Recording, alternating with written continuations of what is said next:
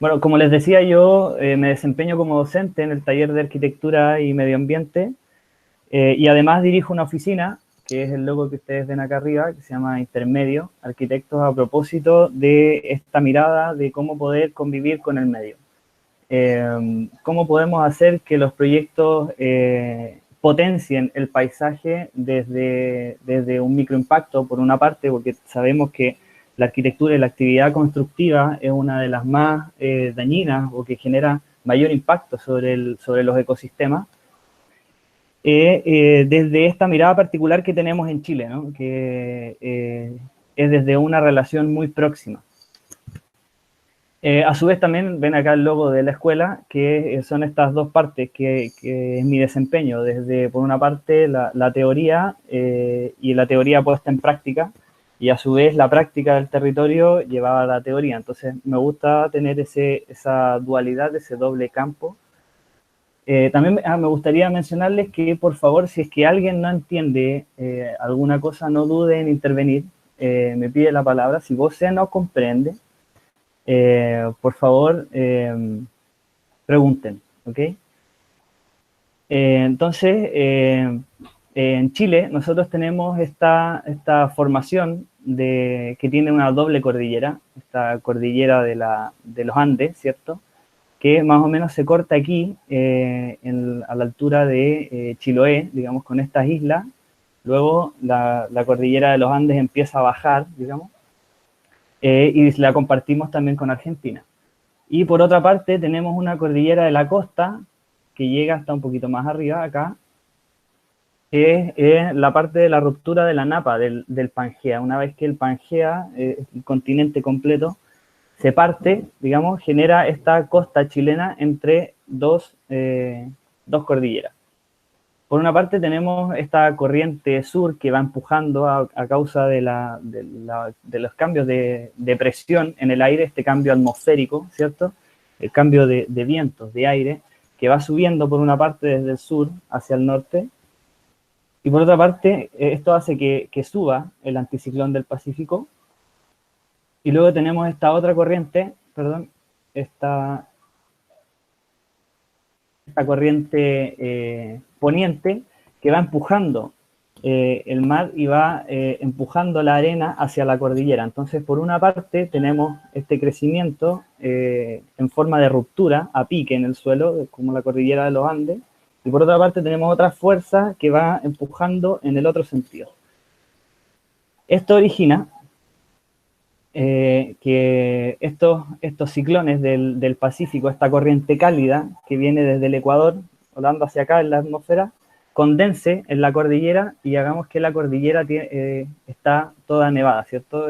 Produce este cambio de temperatura en donde se genera agua en esta parte alta, más o menos la cordillera, a los 5.000 metros de altura, y empieza a bajar, a escurrir hacia el océano. Entonces, por una parte, nosotros tenemos muy arraigada esta conformación en cómo el medio, en cuanto a la atmósfera, el aire, se junta, se convierte en hidrósfera, en agua, y va dándole forma a la litósfera, ¿cierto? Al suelo. Entonces empieza a moldear esta faja de terreno, que es muy peculiar, puesto que estamos nosotros casi en un cuarto de la esfera del mundo, ¿cierto? Tenemos una transición de clima que es muy variada, y esto origina que, a su vez, por una parte, en el norte tengamos entornos muy cálidos, en donde llueve con calor 2 veces al año, no tenemos más agua que eso en forma de precipitación, pero sí tenemos precipitaciones y lluvias muy fuertes en la cordillera de los Andes, ¿cierto? Entonces empieza a escurrir de esta manera. Por otra parte, tenemos esta relación transversal que ustedes ven en pantalla, que es esta condensación de agua en la parte alta, a los 5.000 metros de altura, que es la cordillera de los Andes, como pueden ver en este perfil abajo. Esta línea negra es la línea que nos divide con Argentina. Tenemos este valle interior, que es donde se ubica, por ejemplo, Santiago. Puse el caso de Santiago, que digamos es el más, por ser ciudad capital, digamos, puede ser lo más cercano a lo que ustedes conocen de Chile. Y después tenemos esta cordillera que es muy interesante, que es la cordillera de la costa. Entonces Chile se conforma entre estas dos cordilleras, que también a su vez tiene nieve. Entonces Santiago está metida, digamos, en este cajón, en este hoyo, en este valle transversal, donde confluyen estas relaciones permanentes hasta llegar a la costa. Entonces, si ustedes se pueden ver, aquí en el clima costero, tenemos más o menos una relación de 2 metros en auto, 200 kilómetros, entre la cordillera de los Andes y la costa. Por ende, pueden entender ustedes que un río que viene de la cordillera de los Andes y va conformando este paso por la litosfera y le da dando forma a la Tierra hasta llegar al Océano Pacífico, comprende muchas relaciones diferentes en muy poco territorio. Entonces tenemos, por una parte, nieve en altura, luego tenemos estepa andina, que son estos bosques como espinosos, digamos. Después tenemos vegetación antrópica, después pasamos por otra cordillera y después tenemos bosque que es costero. Entonces, la relación, por ejemplo, que puede conformar un ave o un insecto que va viajando desde la cordillera de los Andes hasta bajar al mar, al océano, a través de humedales, de ríos, de esteros, hace que tengamos relaciones muy diversas en poco espacio.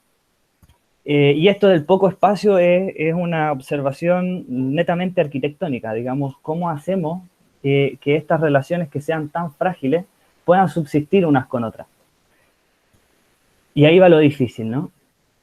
Entonces, comprendiendo que Chile tiene esta diferencia de microclimas, pasando de un entorno del más árido del mundo, que le llamamos nosotros de Atacama, que está en la parte norte de Chile, a pasar a la pluviometría máxima, la mayor cantidad de lluvia contenida en el sur de Chile, en Patagonia. Entonces, esto lleva a la arquitectura a una condición que va más allá de la búsqueda de la forma, sino cómo poder nosotros adaptarnos al territorio de mejor manera y cómo podemos hacer que el territorio también nos sirva a propósito del desempeño de la vida en términos productivos, económicos y sobre todo en el que refiere a la arquitectura de habitabilidad.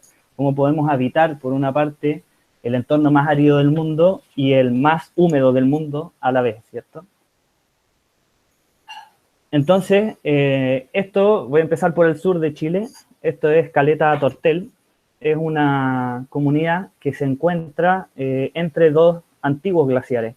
Este que ven ustedes acá al fondo era un glaciar y este que está tapado por la imagen aquí a la derecha era otro glaciar hace más o menos 200 años.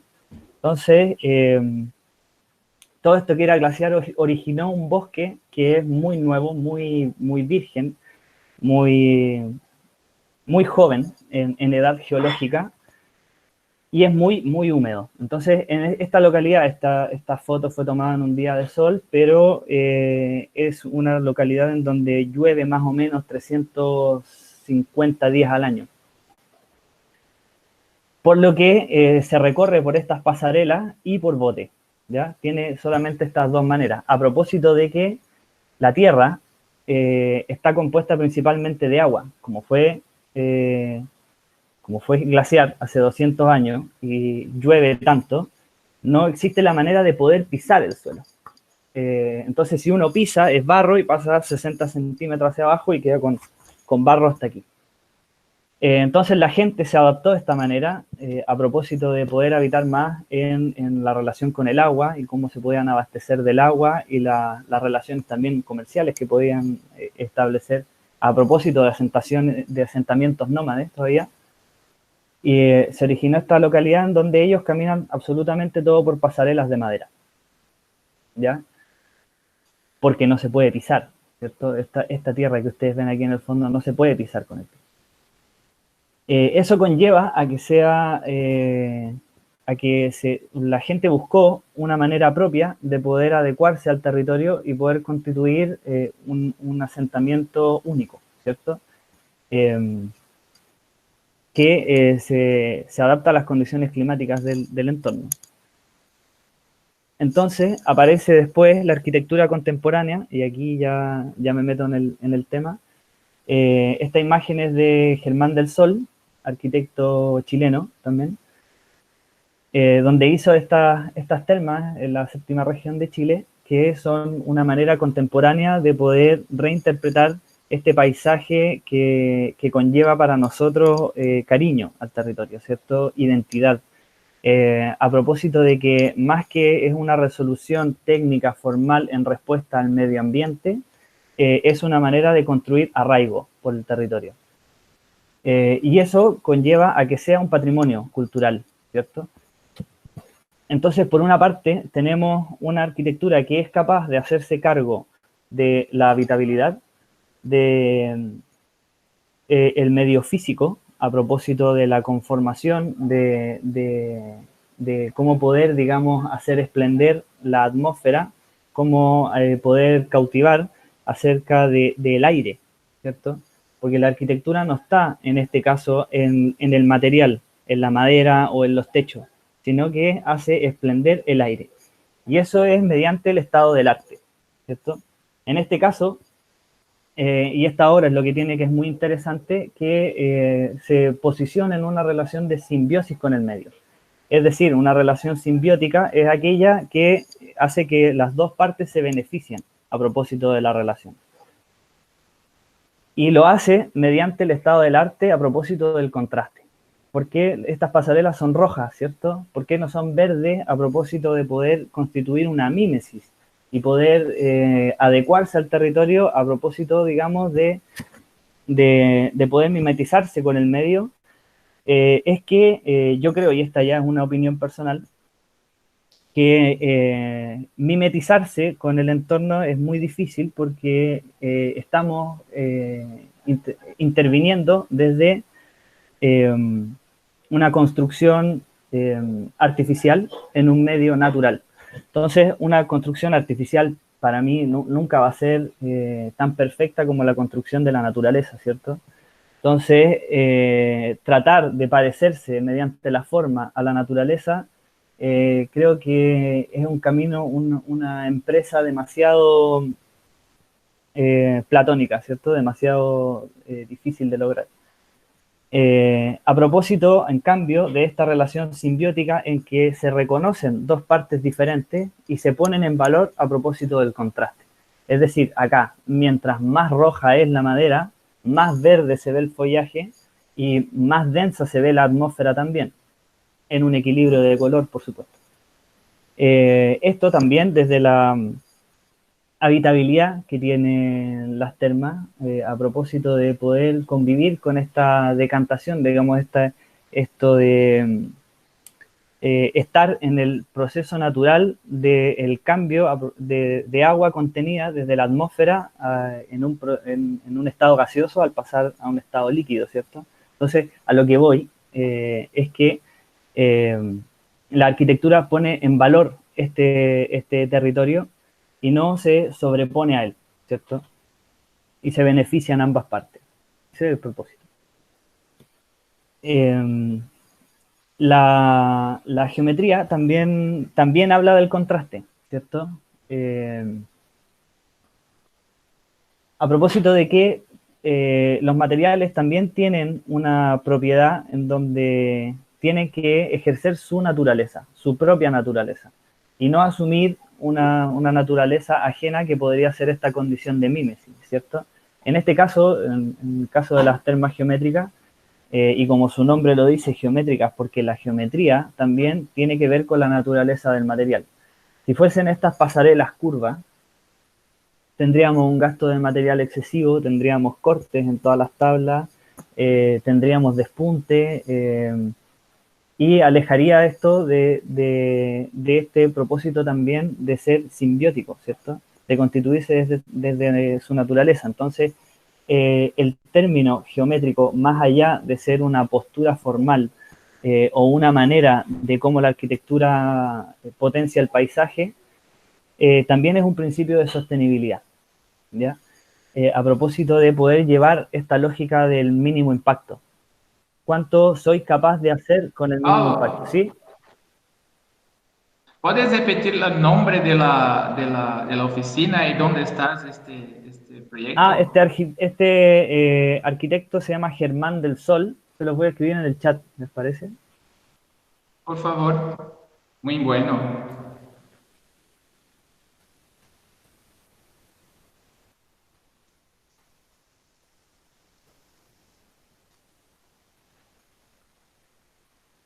Gracias, amigo. Ya. Eh,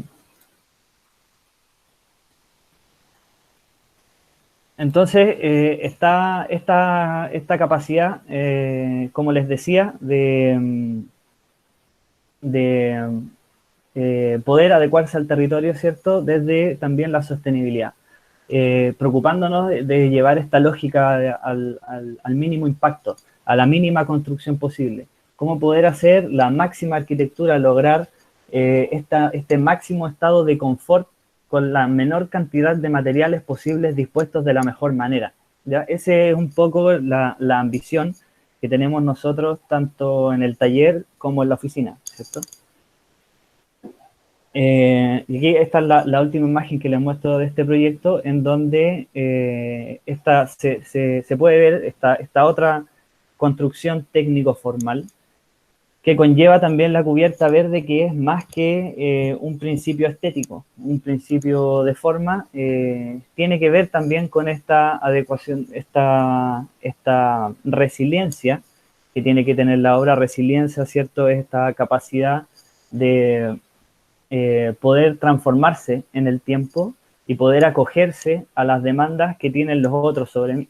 Entonces, es un poco como lo que decía Solano Benítez, el arquitecto paraguayo, que es este propósito de construir también sociedad, ¿no? De que cuando tú estás bien, yo también estoy bien, de que cuando el territorio está bien y está ejerciendo de buena manera, yo también soy feliz, ¿cierto?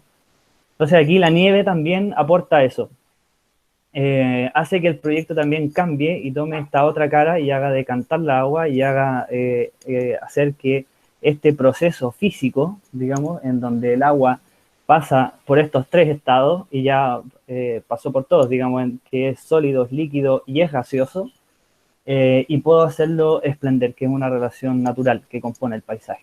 Entonces esto hace que, y esta foto me encanta por esto, porque hace, por una parte, tiene esta nieve, ¿cierto? El agua en estado sólido. Tiene arriba formaciones que son vegetales que tienen que ver con el pino, que si bien es una especie para nosotros en Chile tremendamente nociva, es peligrosa porque es muy combustible y tenemos ciudades que se han quemado. El caso de Valparaíso, donde yo vivo, es una ciudad que tiene todos los veranos problemas con los incendios a causa de estas vegetaciones introducidas, que son el pino y el eucalipto, y que son tremendamente combustibles, ¿cierto? Y esta condición de humedad hace que en esta parte de esta formación aparezca esta vegetación que es tremendamente húmeda, que es selvática, ¿cierto? Y que acoge especies de fauna también, anfibios, ranas, que por una parte en Chile están en peligro de extinción, y que por otra parte le agregan este principio de la arquitectura de también poder contemplar esta vegetación que es necesaria para el lugar. Entonces ahí es donde está esta arquitectura invisible, ¿cierto? Donde uno, claro, puede ver esta lógica que tiene que ver con una intervención antrópica a propósito de poner en valor el patrimonio cultural, pero también tiene que ver con la construcción de lo invisible, del sonido, de que la construcción de la atmósfera de la arquitectura tiene que ver más con los muros y las puertas, con el sonido de las ranas que están en el bosque de arriba. Y esta es una lógica en la que nosotros hemos entrado también a propósito de poder favorecer con algo el territorio, de poder hacer que la obra lo potencie. Así el territorio necesita la obra y la obra también se hace necesaria para el territorio. Y eso nos agrega una lógica de sostenibilidad sobre el proyecto, ¿cierto? A propósito de poder asegurar su funcionamiento a futuro. Entonces, pasando a este otro caso de arquitectura contemporánea en el sur de Chile, esta es Cazú Segers, este es el Hotel Patagonia, donde se posiciona frente a los campos de hielo sur, los campos nevados, digamos que están en el fondo, un volcán. Perdón, parece que le puse tiempo a la diapositiva. Y tiene esta lógica, digamos, de poder construir una llegada a propósito del territorio y la pradera, desde esta otra lógica, digamos, desde este campo que está un poquito más abierto hacia la vista, y poder, digamos, hacer que la obra también constituya este paso que más que ver con la lógica del contraste, como les hablaba antes, tiene que ver con una lógica un poco más de la mímesis, de cómo poder hacer que la pradera se dispare, digamos, al territorio, pero ponga en valor este valor de fondo que es el glaciar, ¿cierto? Que de nuevo esta relación con el paisaje a propósito de poner en valor este medio físico. Entonces, tenemos por otra parte Alejandro Aravena, este sí es un arquitecto más famoso de revista, ustedes lo conocen, premio Pritzker, en donde él se posiciona en el territorio con dos cubos absolutamente antrópicos y que también entran en esta relación de contraste del paisaje, ¿cierto? Que desde la arquitectura contemporánea y desde el estado del arte es muy importante mantener también esta proporción a propósito de no comerse al territorio, ¿cierto? No ser más que el territorio, no ser el edificio el que esté llamando la atención, sino que desde esta diferencia haga poder resplandecer el medio físico, ¿cierto? Y el medio ambiente. Entonces, en el caso de la arquitectura vernacular en el sur de Chile, ya pasándonos un poco al interior, está esta conformación, ¿cierto? Perdón, no sé por qué se le puso, pasé a la otra. Tiene esta conformación, la cocina, en donde tienen un fogón al medio de la casa y donde la vida confluye a partir del fuego. A propósito de que estamos al lado de campos nevados, ¿cierto? De que tenemos grados bajo cero. Entonces, el estado de la vida conlleva a que sea necesario para la subsistencia, para poder habitar ese lugar, poder anteponerse a estas condiciones tan adversas desde el fuego y el calor, ¿cierto? Entonces, el calor se transforma en el principio fundamental ordenador de la casa del interior y también de la reunión patrimonial cultural que tiene la gente en el sur de Chile. Este es el ejemplo de la casa Chilota, en donde se ve que aquí tienen el fogón, y donde ellos también conviven mucho con el agua, donde estamos hablando de una isla, ¿cierto? Chiloé, donde viven principalmente de la pesca y tienen un contacto con el agua muy cercano, ¿cierto? Hay casas que tienen puertas que dan directo al agua para que llegue el bote. Entonces, el principio ordenador de la casa del interior es el calor. Entonces, ese es el principio que nosotros recogemos para la arquitectura contemporánea y que seguimos ordenando desde estos principios primarios, orgánicos, para poder constituir un interior en relación con este paisaje, ¿cierto? Con ponerlo en relación. Entonces, ahora, la casa típica de Chiloé, el caso de esta arquitectura típica, ¿cierto? Esta arquitectura realmente autóctona nativa, que es lo que uno ve y lo que no ve en las revistas de arquitectura, pero lo que uno, digamos, puede vivir, que es esta manera de convivir en la cocina todos juntos, todo el día, alrededor de esta cocina a leña. Ya no es el fogón en el hoyo, en el suelo, lo que se hace, sino que ahora existen estos inventos que se llaman cocina a leña, que uno le echa madera adentro, se quema, digamos, y esto está en el centro de la cocina y a su vez la cocina es el centro de la casa porque es donde la gente habita la mayor cantidad de tiempo. Entonces, la vida de las personas en el sur es hasta que se acabe la madera. Ellos se van a acostar y le echan el último palo, el último pedazo de madera a esta cocina a leña para que sigan dando en la noche. Y así en la mañana ellos se despiertan y cuando ya la madera se ha consumido, ¿cierto? Y le echan otra madera y de nuevo pasan a estar en la cocina, ¿cierto? Entonces la vida es alrededor de este principio articulado. Entonces ustedes pueden ver aquí cómo está toda la ropa colgada al interior de esta casa en Chiloé, porque también el fuego es lo único que puede secar la ropa. Yo vengo de afuera donde llueve 350 días al año, mojado, entro y pongo la ropa a secar al lado de la cocina a leña, ¿cierto? Y esto desde la arquitectura contemporánea incorporando también estos principios de arquitectura modernista, conlleva ese principio articulador, ¿cierto? Este es el mismo hotel que veíamos antes de Kazu Segers, arquitecta, en donde también ordena, a propósito de esta galería complementaria, perdón, ¿hay alguien que quiere decir algo? No te preocupes. Vale, vale. Sí, les pido paciencia y disculpas porque puedo ser un poco torpe con esto de la videoconferencia. Si bien llevo este semestre haciendo clases así, todavía me cuesta un poco acostumbrarme, ¿no? Todos nosotros, amigos, pasamos lo Claro, mismo. para mí es mucho más fácil moverme y poder mirarlos, hacerles preguntas, qué sé yo. Pero bueno, estamos también en ese proceso de resiliencia, ¿no? Sí, por supuesto. Continúa, muchas gracias. No, gracias a ti. Este es bueno, como les decía, este es el hotel de Casus Ejes. Antes habíamos visto esta vista desde la pradera hacia el interior, hacia el volcán, ¿cierto? Y esta es la vista desde el interior, a propósito de cómo ella incorpora el pasaje dentro del edificio. Y le da también este contraste en madera, ambos dos, pero donde el eje articulador, por una parte, si bien es el fuego que le da esta condición de habitabilidad en la atmósfera, es que ella incorpora el paisaje adentro del edificio.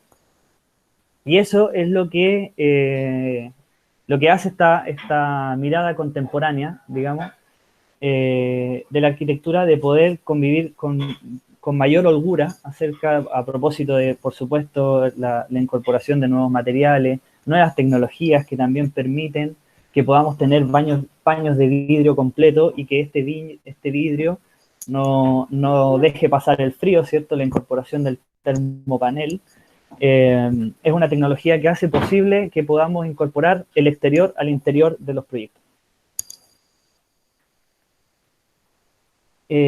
Ahora me voy a ir al norte de Chile. ¿Estamos bien de tiempo? Sí.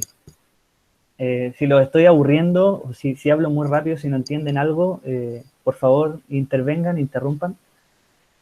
Este es el caso de, me voy a ir al norte de Chile, al lugar más árido del mundo.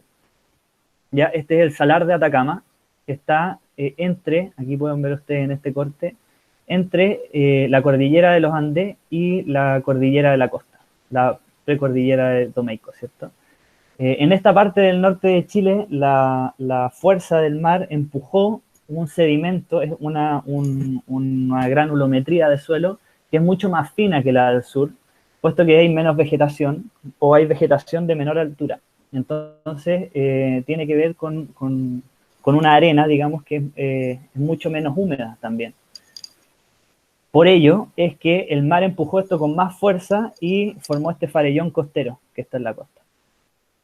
Y eso conformó que tengamos una depresión intermedia, que era la que ustedes veían antes, después de la cordillera de la costa. Entonces, otro ambiente que es mucho más árido y que tiene que ver con el caso adverso de cómo podemos sobrevivir en el mayor calor del mundo. ¿Ya?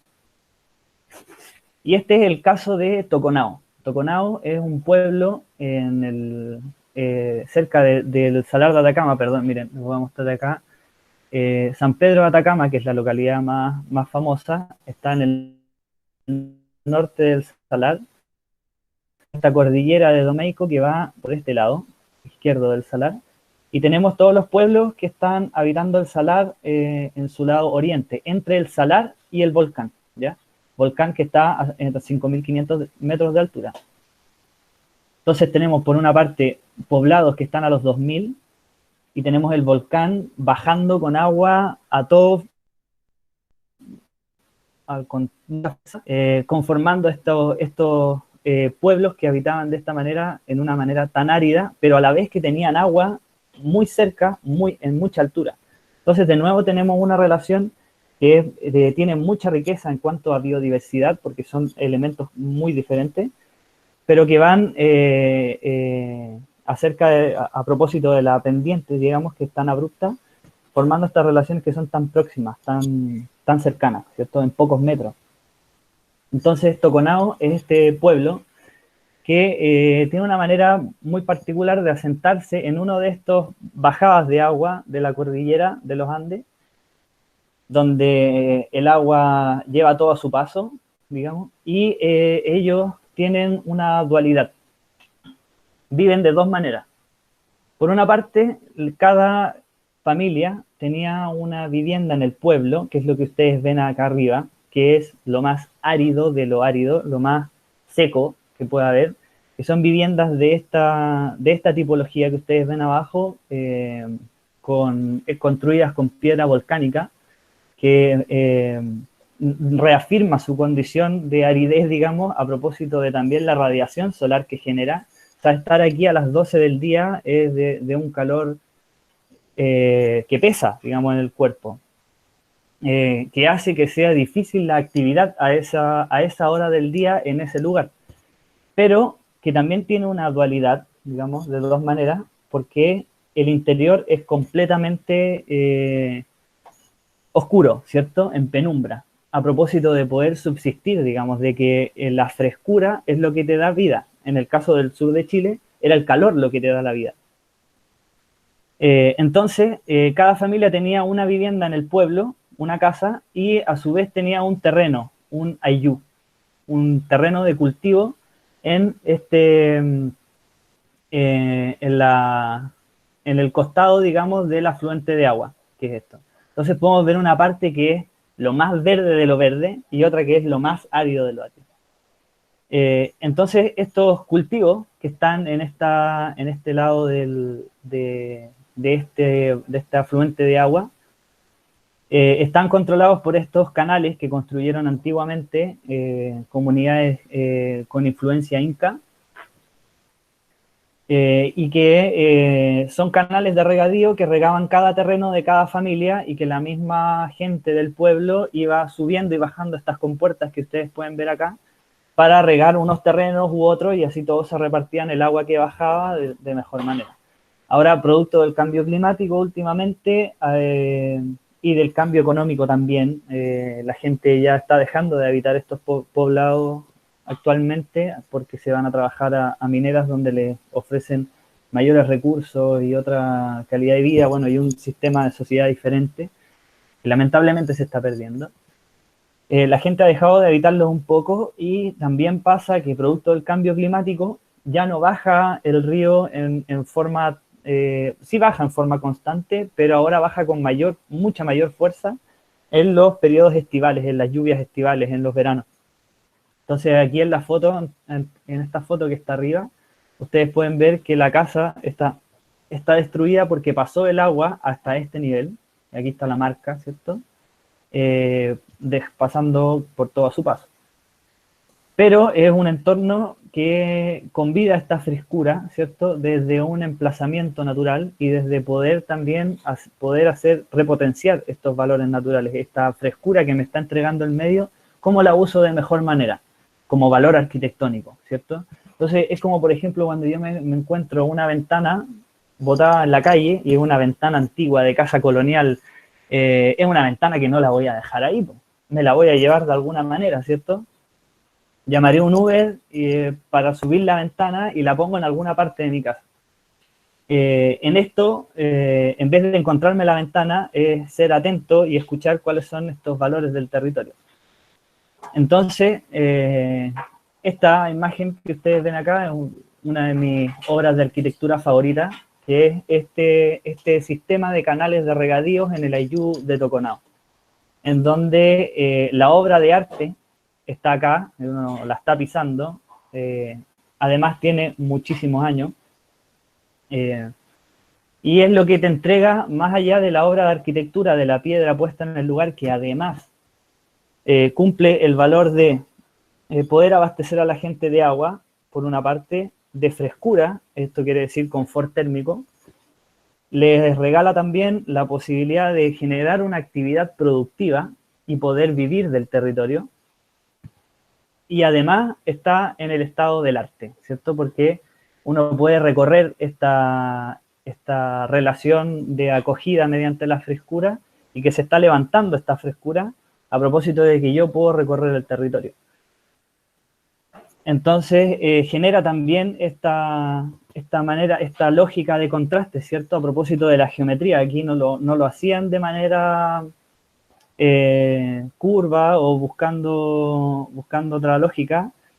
Podrían haber buscado una lógica más orgánica, ¿cierto? Que son otros casos de tipología de viviendas en el norte de Chile, pero en este caso es a través también de esta relación simbiótica, que es lo que es muy interesante.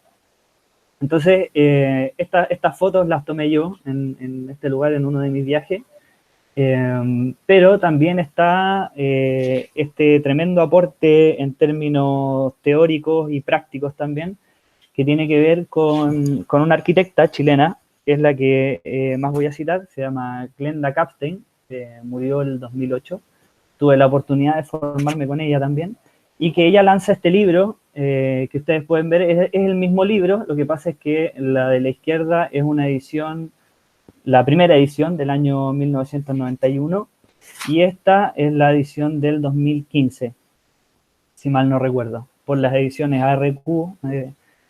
Entonces, ¿alguien quiere hablar? ¿Voy bien en la hora? No, estoy solo escribiendo siempre acá lo que te estás hablando. Pero escribes para nosotros el nombre de la Claro, lecteta, por favor. claro, claro. Es increíble porque la charla de Rodrigo de semana pasada se fue sobre espacios intermedios. Esto estaba muy increíble también. Claro, bueno, este libro se llama Espacios Intermedios, y aquí dice, es una respuesta arquitectónica al medio ambiente. Entonces, ella, siendo muy visionaria acerca de esta lógica de la mínima intervención, fue capaz de reunir todos estos principios arquitectónicos del norte de Chile en las casas vernaculares y poder convertirlos en una respuesta contemporánea a ese tiempo, digamos. Estamos hablando de una arquitecta de los años 90, pero que marcó tendencia no solo en Chile, en Latinoamérica. Además, ella hizo docencia y formó escuela en la Escuela de Arquitectura de la Católica del Norte, en Antofagasta, ¿cierto? Entonces, ella es la gran precursora y potenciadora de este patrimonio cultural arquitectónico del norte de Chile. Entonces ella hace este estudio, estos son dibujos de su libro, porque en ese tiempo dibujaba mucho a mano, ¿cierto?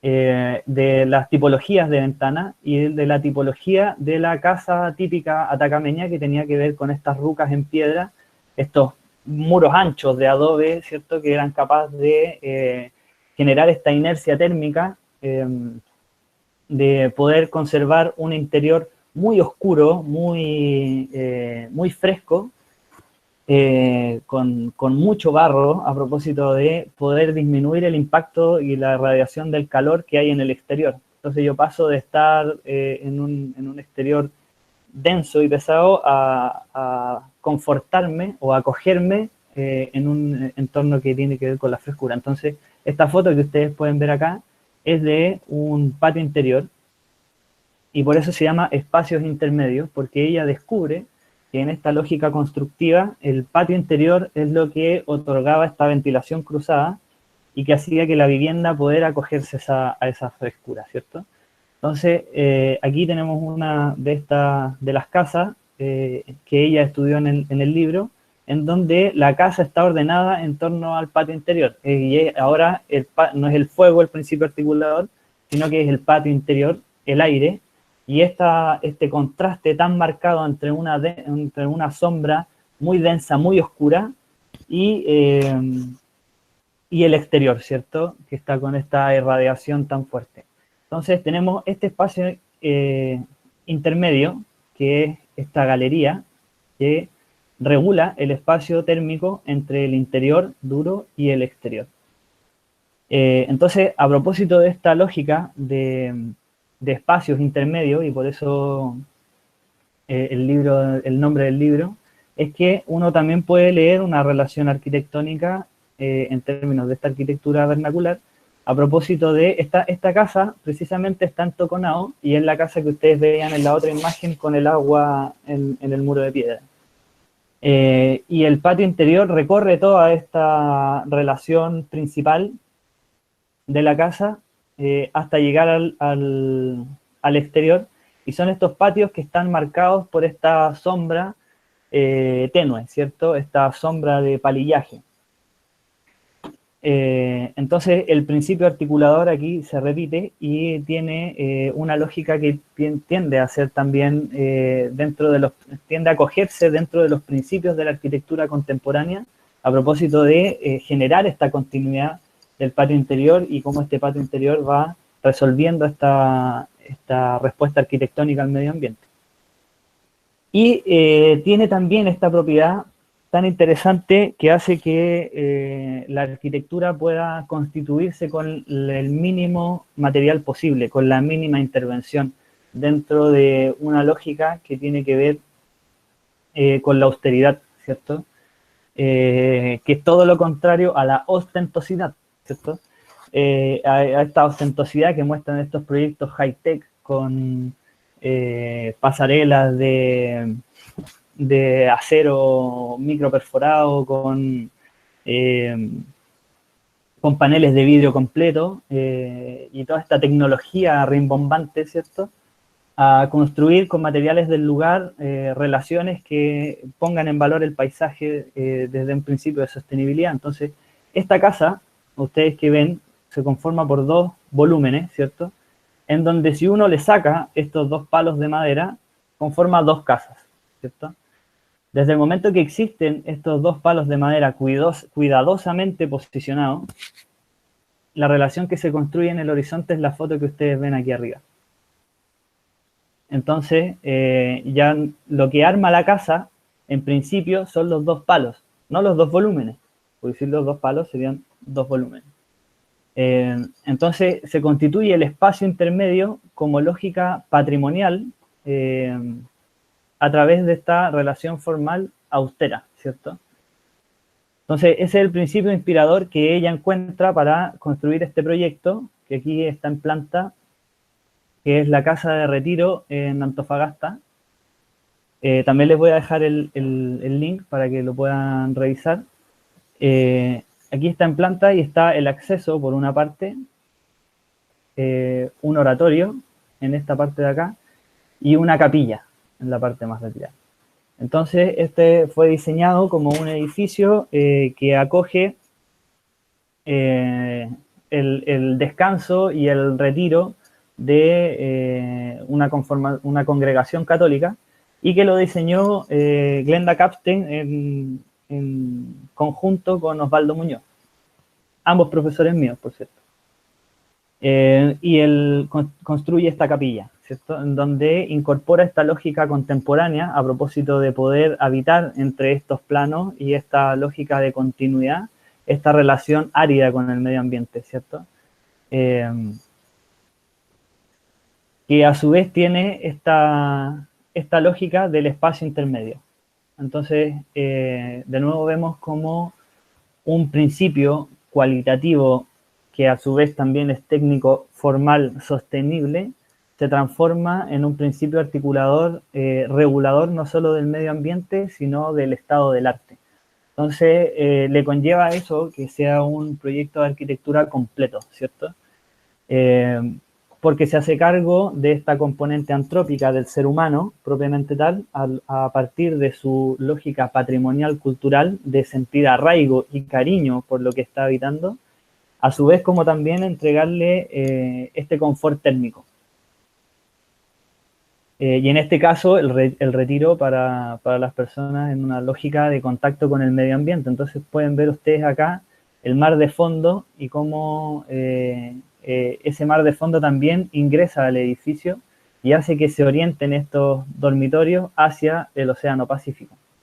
Entonces, cuando ella construye este oratorio, en esta parte que era lo que veíamos en la parte izquierda de la planta, en el año 1987, perdón, les voy a confirmar el dato, pero creo que es del año 87. ¿Sí? Construye este oratorio, que ya lo quisiera Tadao Ando, ¿no? O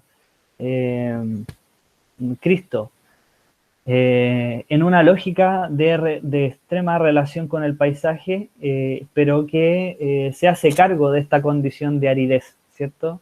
Y le entrega esta lógica contemporánea a una relación con el territorio, a propósito de poder esplender el territorio. Entonces, cuando ella posiciona un espejo de agua acá, enfrente del Océano Pacífico, invita a la arquitectura a convertirse también en un espacio intermedio. Pero en este caso, más allá del espacio intermedio que regula técnicamente un interior climático, es el espacio intermedio que conforma las relaciones del territorio. Entonces, se está construyendo una relación con el paisaje y pasa a ser, más allá de una arquitectura puesta en el paisaje, una arquitectura con el paisaje. Entonces, ese es el valor que es mucho más difícil de lograr para mí, mucho más valioso que esta arquitectura que está en la lógica de llamar la atención, digamos, ¿cierto? Esta arquitectura que es humilde. Este es un proyecto que nosotros hicimos como oficina en San Pedro de Atacama, que, bueno, básicamente estaba súper limitado por las condiciones normativas y reguladas por las condiciones del predio, básicamente un predio muy pequeño. San Pedro de Atacama hoy en día tiene, a propósito de su belleza patrimonial, tiene una afluencia muy importante de turismo, que hace que los valores de mercado hayan subido mucho y entra otra lógica, digamos, de hacer la arquitectura en base a un término normativo, ¿cierto? Pero llevando siempre esta capacidad de poder hacer mucho con poco y de poder rescatar estos valores principales de la arquitectura patrimonial local. Y en este caso, este era ya un edificio para ser habitado más de noche que de día, más al atardecer que en la noche. A propósito de que pueda ser el lugar que cobije también a los turistas cuando llegaban de estar relacionados con el paisaje, a propósito de una empresa que hacía su motor de productividad relacionada con el paisaje, es decir, paseos de ecoturismo. O sea, el turista hace su vida fuera del edificio, no dentro.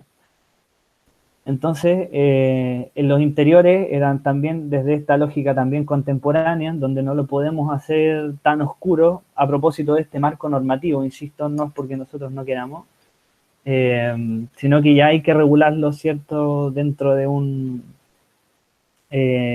una lógica que es muy estándar. Pero a propósito de construir esta relación de dualidad, de poder hacer que un interior sea fresco versus un exterior árido, ¿cierto? Y esta terraza que estaba diseñada, digamos, para ser habitada más de noche.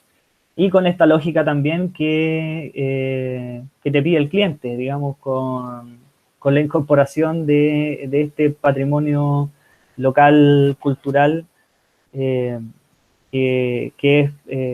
es un principio de arraigo que en este caso no fue impuesto, pero nosotros lo acogimos, ¿cierto? Entonces también nos enfrentamos al cargo de cómo podemos intervenir nosotros desde la arquitectura colonial. En este caso, esta es la casa típica chilena que trajo la colonia española, que es representativa sobre todo de la zona central de Chile. Ahora ya no estamos al sur, en el extremo frío, ni en el norte, en el extremo calor, sino estamos en la condición de ambos. Pero podemos ver cómo se repite este principio de espacio intermedio también en la galería típica, que nosotros le llamamos galería a este espacio que circunda la casa por fuera y que regula térmicamente el interior. Que es llamada por Glenda Captain este espacio intermedio, ¿cierto? Entonces, cuando nosotros nos afrontamos al encargo de cómo poder intervenir una casa a propósito de reinterpretar la casa colonial chilena, lo hicimos de esta manera, ¿cierto? Aquí en la foto lamentablemente no se ve, pero este alero tenía 3 metros de luz. Hicimos todos nuestros esfuerzos estructurales por poder quitarle los pilares, a propósito de que esta galería estaba mirando a un cerro importante que tenemos en la región de la Aconcagua. Entonces, esta galería interior hace que el exterior entre a la casa y pueda convertirse también en la lógica de habitabilidad interior, a propósito de poner en relación el paisaje. Entonces, una persona cuando va desde la cocina, acá, a su dormitorio, está mirando la nieve, ¿cierto? Está mirando la nieve en la cordillera de la costa, por una parte. Y por la otra cara teníamos una fachada expuesta al norte, que es por donde llueve en Chile. En la primera imagen ustedes veían que estos corrientes de viento van empujando desde el sur hacia el norte, pero cuando cambia el viento y llueve es al revés, viene desde el norte. Entonces nosotros hicimos estas fachadas norte más impermeables, ¿cierto? A propósito de que llueve por el norte. Entonces estas dos fachadas son las que se incorporan al interior también de la casa y regulan también térmicamente y le dan una respuesta técnico-constructiva también al medio ambiente. Y ya en el interior también nos hicimos cargo de esta condición de verticalidad, ¿cierto? Que conlleva también esta otra proporción que tiene que ver ya no tanto con la pradera y la galería, sino con esta relación de lógica que veíamos en el corte de la tan estrecha relación entre las partes, entre la cordillera y el fondo de quebrada, cómo baja este agua y cómo poder hacerlo eso esplender al interior de la casa. Y ahora me quedan unos minutitos, ¿cierto? No les estoy... Sí, sí, tranquilo, Pablo, tranquilo. Se puede seguir. Gracias, gracias. Les voy a mostrar un poco de lo que hacemos nosotros en el taller de arquitectura y medio ambiente a través de un ejemplo. Primero, este es un proyecto de Teodoro Fernández, un arquitecto que está construyendo desde la lógica en Chile de la mínima intervención y la máxima repotenciación de estos valores naturales. Entonces, él se afrontó a un encargo que tenía que ver con constituir un plan de arquitectura, un plan de análisis ambiental estratégico para poder hacer una viña, un cultivo de uvas para convertirlas en vino, ¿cierto? O sea, había un encargo que tenía que ver con una lógica productiva.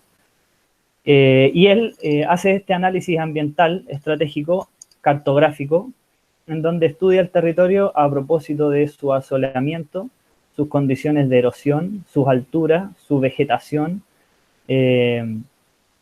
y su condición de hidrografía, ¿cierto? Cómo el agua escurre. Y llega a este diseño, que se los voy a mostrar en la otra diapositiva mejor, que tiene que ver con esta lógica de repotenciar, digamos, estas relaciones en términos de corredores biológicos, de especies nativas, de especies de vegetación nativa, que pueden construir estas piscinas. Entonces él se dio cuenta de que había un agua escurriendo naturalmente y de que este agua, si lo estancamos con piedras de esta manera, generamos estas piscinas, estas pozas, que generan esta condición de frescura, de acogida, ¿cierto?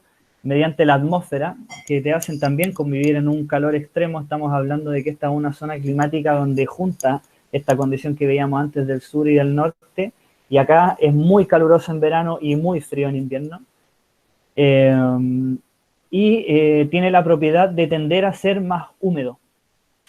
Entonces, producto del cambio climático, esa humedad se ha ido perdiendo. Y si se pierde esa humedad, empieza a desplazarse la vegetación que debería corresponder a ese sitio y empieza a entrar otra vegetación que desplaza también a las comunidades de fauna. Entonces, si desplazamos a las comunidades de fauna, que son otros cohabitantes del medio, y eso es importante destacar, y nosotros no somos una especie colonizadora que pueda pretender que va a acabar con las especies naturales, sino muy por el contrario, tenemos que acogerlo, porque si no, bueno, si no estamos dejando el mundo como lo estamos dejando, ¿no? Entonces él, haciéndose cargo también de esta problemática y de esta lógica constructiva, construye con piedra esta piscina y conforma, digamos, el plan de arquitectura que, como les decía antes, tiende a esta arquitectura invisible, a esta arquitectura que potencia el lugar más que la obra, digamos, esta arquitectura humilde. Construye estos corredores biológicos con especies nativas que ayudan a la polimerización de especies de insectos.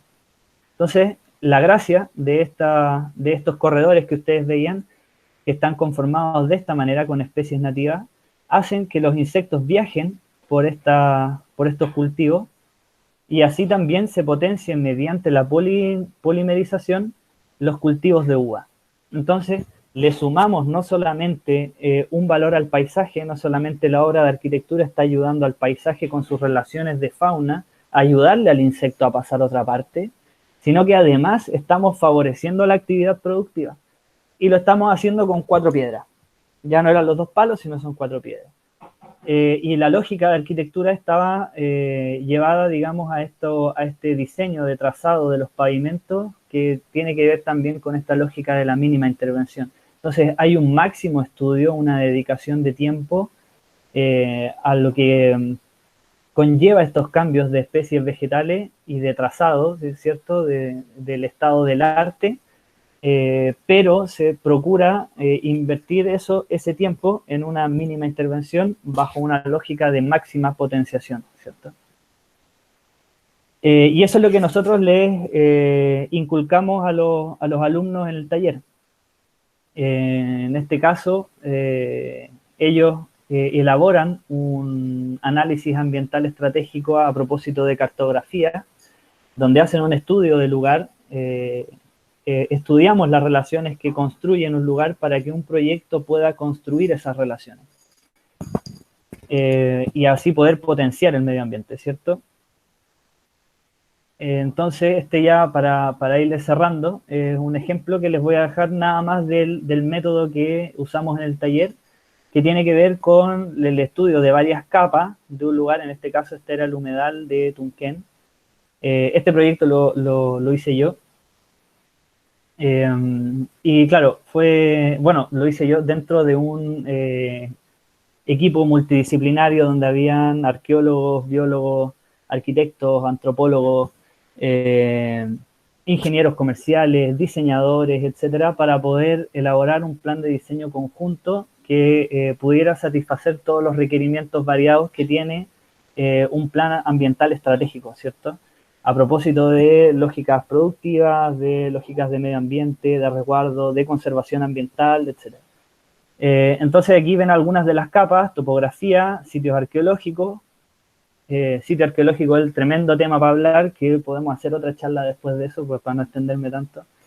Erosión, que es este proceso de desgaste natural del terreno, a propósito de cómo está confluyendo la atmósfera con la hidrósfera, a propósito de poder moldear la litósfera, ¿cierto?, el suelo.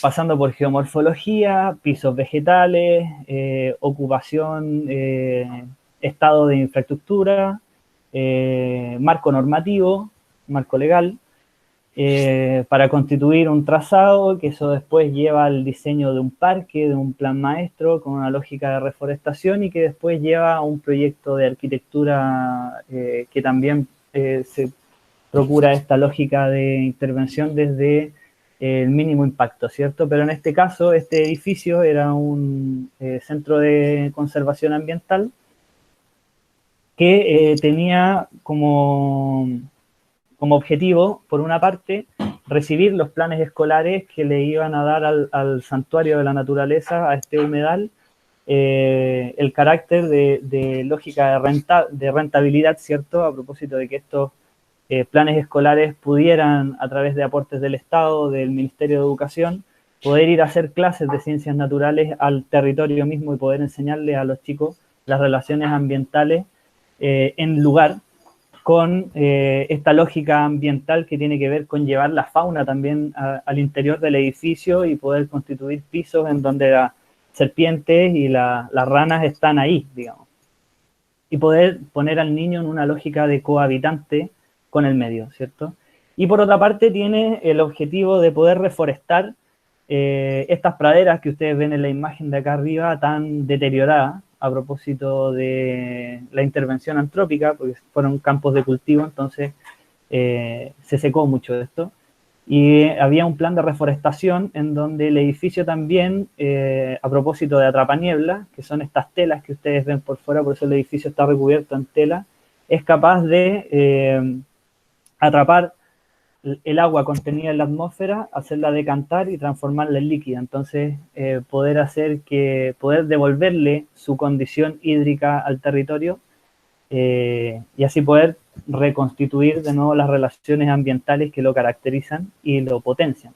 Entonces, de nuevo, la idea es hacer que el proyecto sea necesario para el medio ambiente, para que el proyecto también se pueda mantener en el tiempo. Bueno, eso les tengo. Creo que estoy un poquito pasado en la hora. Muchas gracias a ustedes por la oportunidad. Y me abro a las preguntas por si quieren intervenir, si quieren aportar algo o comentar. Muchas gracias, Paulo. Muchas gracias mismo. Antes de la pregunta, yo tengo una cosa. Eu quero mais 10 minutos de ti e tu vai compreender por quê. Ahora te vai passar muito mal. Um minuto acá, na pantalla. Sí, que me quieres. Acá. ¿Dónde? ¿Dejo de compartir pantalla, Diego? Sí, por favor, que voy a compartir una otra acá. Quiero más 10 minutos de ti para esta acá.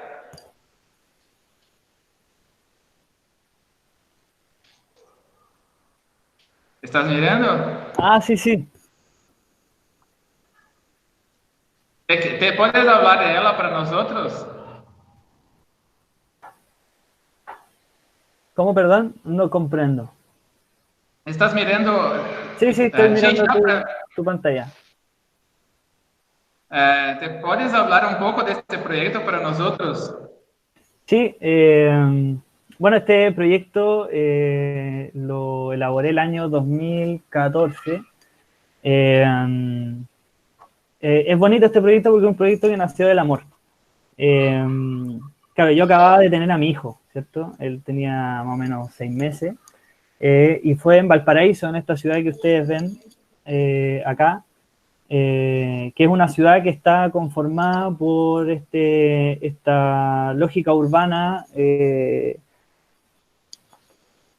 antes del modernismo, ¿cierto? Esta lógica urbana industrial en un territorio que es muy particular, que de nuevo también está muy cercano a condiciones topográficas que hacen que sea muy difícil habitarlo. Por ende, la estructura vernacular del principio de habitabilidad de Valparaíso, que es la ciudad donde está puesta esta ciudad donde yo vivo también, tiene una lógica de también ser muy diversa, ¿cierto? De poder constituir por una parte el plan, la parte baja, y en la parte alta, a propósito de una geomorfología que es muy peculiar, una topografía que es muy difícil de habitar. Pasa a la siguiente. Cuando te quieres, paso, sí, por favor, sí, sí. Claro, entonces ahí vemos esta lógica que yo les decía de poder adaptar esta grilla, digamos, del principio de Damero de la colonización a esta lógica particular del territorio. Diego, esta es una presentación, esa que tú mostraste, bastante larga, ¿eh? Yo no sé si todos la querrán escuchar, la hacemos pasar rápido, ¿no? Sí, por supuesto. Bueno, esa es la ubicación del proyecto, muy cerca del puerto. A propósito, Valparaíso se ubica en este lugar porque era el puerto de Santiago, ¿cierto? Por eso estamos cerca de Santiago. Y como esta lógica de condición de terreno a pique hace que haya mucha profundidad en el mar y por eso sea un muy buen puerto, porque los barcos podían recalar muy cerca de los centros administrativos. Pasa a la siguiente, Diego. Entonces, este principio lógico de orden patrimonial de Valparaíso ponía en esta planta, como puede ver, casas donde es muy difícil encontrar un ángulo en 90 grados. A propósito de que está adaptado a esta condición peculiar del territorio. Entonces, este fue un proyecto que fue pensado a partir de poder repotenciar contemporáneamente estos valores patrimoniales de Valparaíso. Sigue la siguiente, Diego.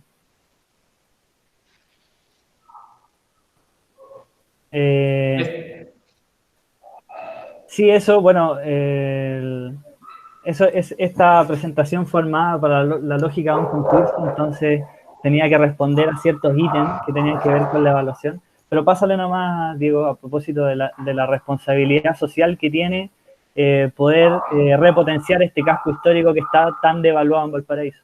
Entonces, en ese corte ustedes pueden ver la ubicación del edificio, ahí donde tiene el cursor Diego, y en esta elevación, digamos, de cerro que va bajando, ¿cierto? Hasta el sector plano, que nosotros le llamamos plano. Sigue con la siguiente, Diego. Entonces tenía que ver con estos dos volúmenes de conformación, uno más alto y uno más bajo. Sigue la siguiente, por favor. Que juntaba estos tres pisos, digamos, estos tres niveles diferentes. Y se ubicaba en esta escalera, ¿cierto? Que son estos pasajes estrechos que recorren Valparaíso y que son parte de este patrimonio cultural arquitectónico. Entonces, la lógica de emplazamiento fue poder hacer confluir estos tres suelos en tres volúmenes diferentes con tres programas diferentes, haciendo que también el edificio pueda acoger diferentes actividades y así poder ser de uso mixto, ¿cierto? Y hacer que sea habitado las 24 horas del día. Para poder otorgarle también a esta parte de la ciudad mayor habitabilidad, mayor vida y mayor plusvalía también al edificio. Esa fue la lógica de emplazamiento. Entonces, claro, tenemos este principio geomorfológico de emplazamiento en donde los edificios son estas estructuras de cajones que se apoyan unos con otros de fachadas continuas. Sigue la siguiente, Diego. Aquí está claro, ahí está la elevación. Y el último dibujo de la diapositiva anterior. Bueno, no importa. Claro. Sí, está ahí, déjame ahí. La anterior. Ahí. Entonces ustedes pueden ver en la imagen de la derecha que son estas estructuras de cajones, digamos, apoyados unos con otros que respetan estos volúmenes llenos. Pasa a la siguiente, Diego. La siguiente, que sea una elevación más fonda.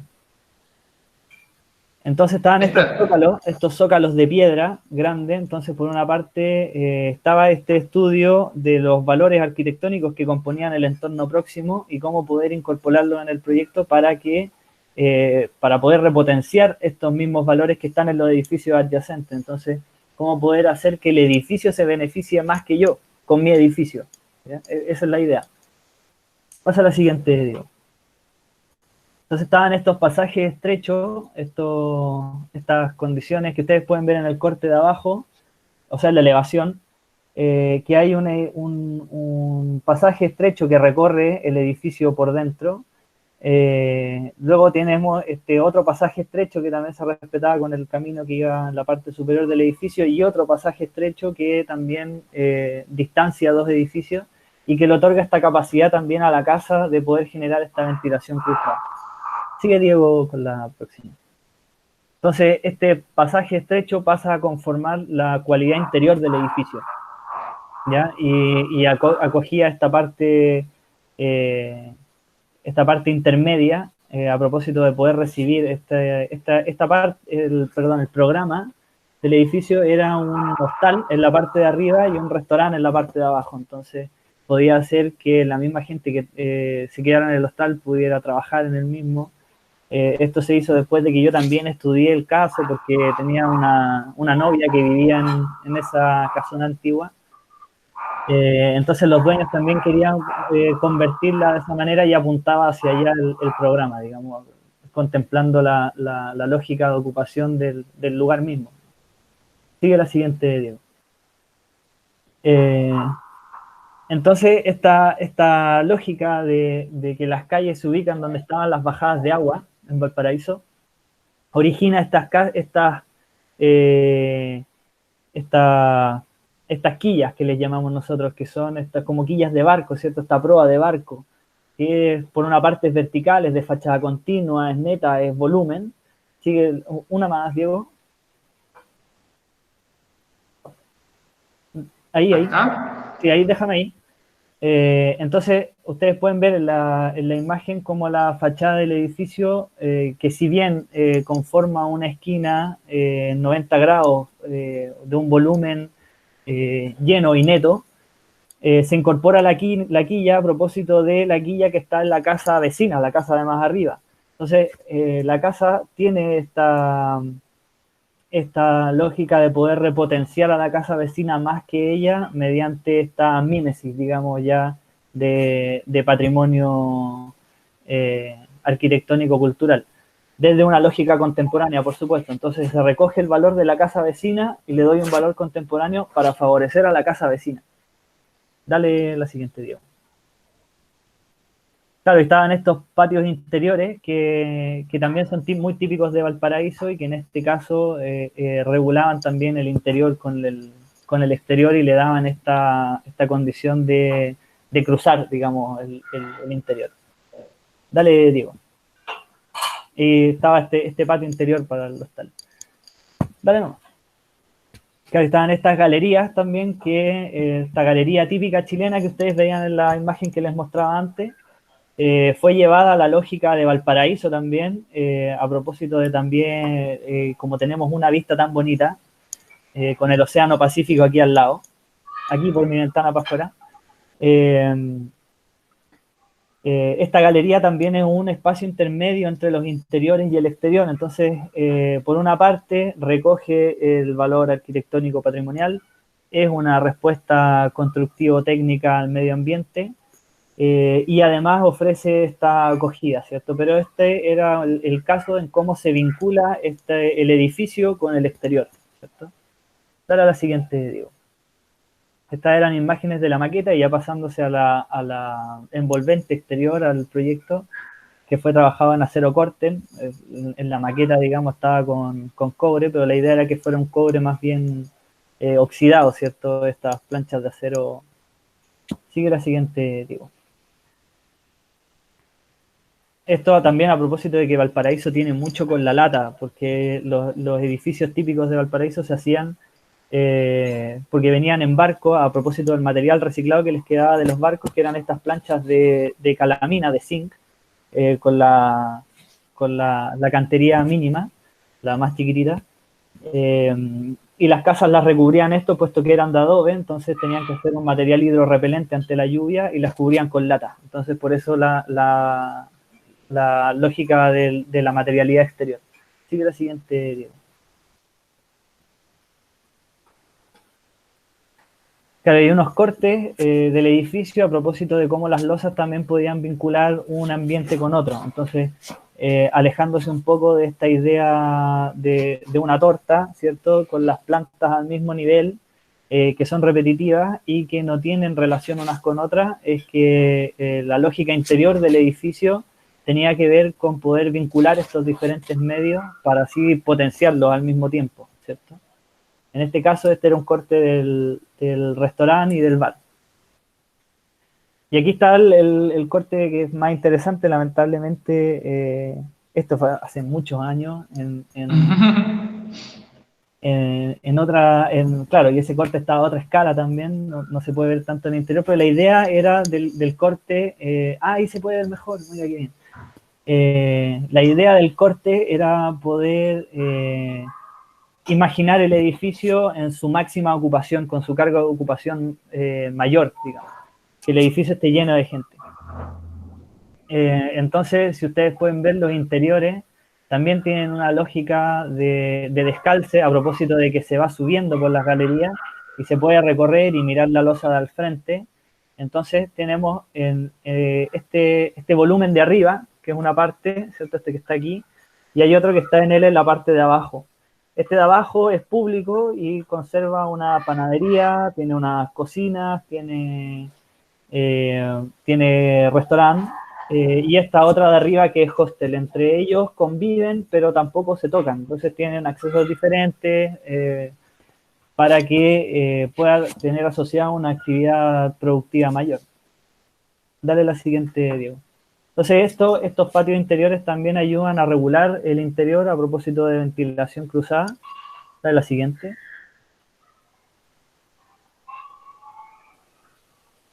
Y poder también asegurar la mayor condición de calor desde el poniente, ¿cierto? Entonces estaban estos interiores que, por una parte, este espacio intermedio que ya veíamos antes que regula el interior con el exterior.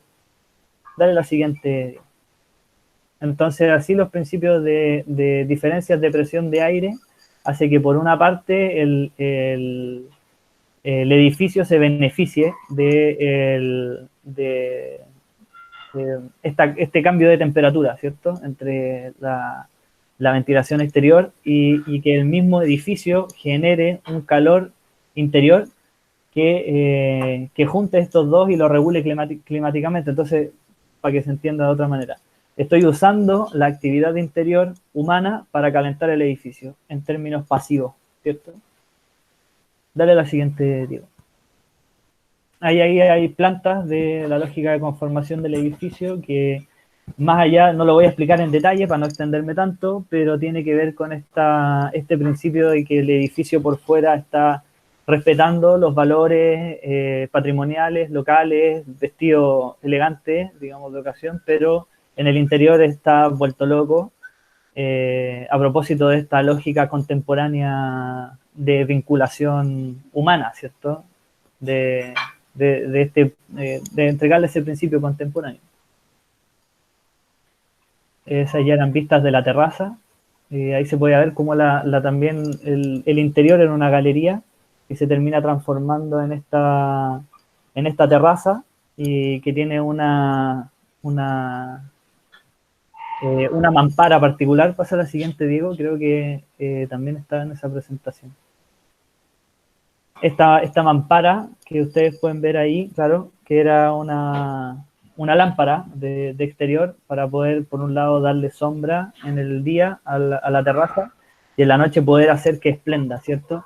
Porque en Valparaíso, como tenemos esta vista desde los otros edificios, somos muy preocupados también por la quinta fachada, por el cielo. Para nosotros es otra fachada. Entonces, poder darle a la ciudad, poder regalarle a la ciudad esta lógica de vincularse también mediante la luz, mediante la noche. Este era el dato de la atmósfera, el principio de la atmósfera que se quería recoger, que era esta luz amarilla cálida, que es muy próxima también en los pasajes estrechos de Valparaíso. Dale la siguiente. Y poder esa luz amarilla cálida de la noche, poder convertirla también en la fachada. Dale la siguiente, Diego. Ahí está la lógica constructiva material, que principalmente era en acero y madera. Dale la siguiente,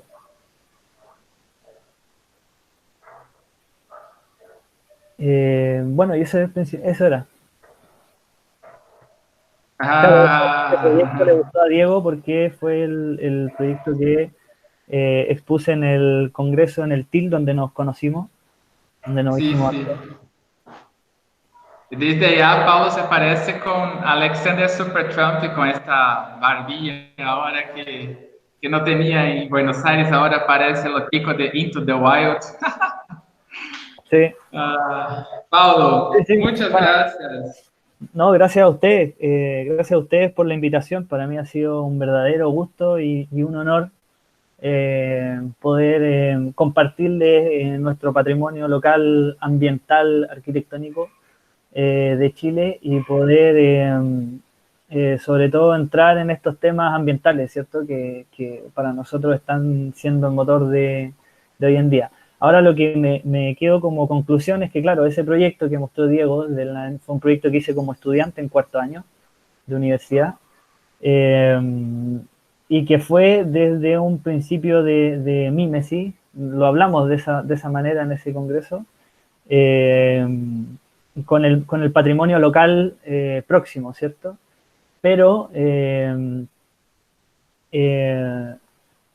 con el paso de los años fuimos estudiando esta observación y encontramos que la simbiosis es una manera mucho más resiliente, respetuosa de poder y de poder vincular a la arquitectura con estos valores, pero desde un estado del arte, ¿cierto? Desde este contraste que les mostraba en las imágenes anteriores.